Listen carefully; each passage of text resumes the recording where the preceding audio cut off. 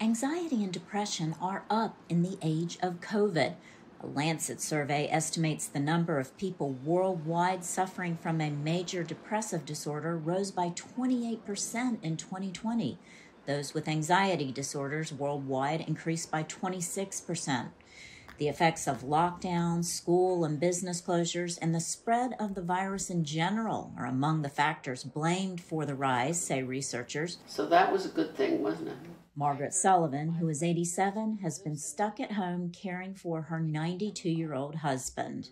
There are days when I'm really sad, but I don't know whether it's the COVID that makes me sad or the other things going on that were going on anyway.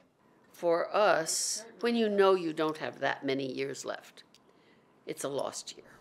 The elderly can be especially at risk for both isolation and faring poorly if they catch the virus. But mental health experts say they are hearing from young people the most.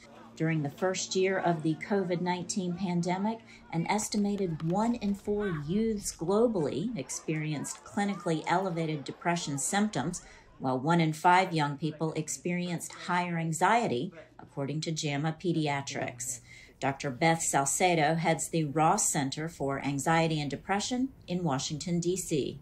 I think in this country, certainly stigma has really changed in the last 20 years, and certainly with our younger population, they're talking about anxiety and depression a lot, whereas people, in my generation and older didn't talk about it so much.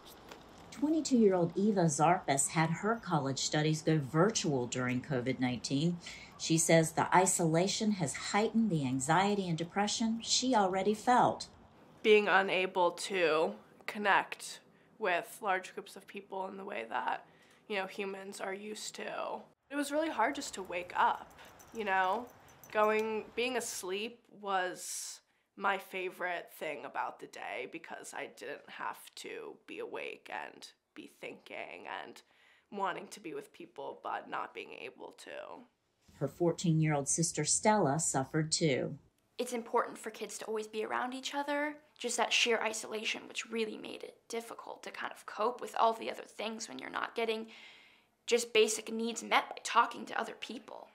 Experts say it will take time for the mental health effects of COVID-19 to pass. People have lost a lot in this last year and a half. It'll be 2 years, and they're going to have to put their lives back together. And I think it's going to take a while. And I think the ramifications from an emotional point of view are going to take a long time to fully recover.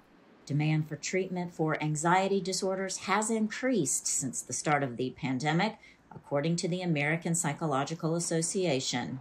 Laurel Bowman, VOA News, Washington.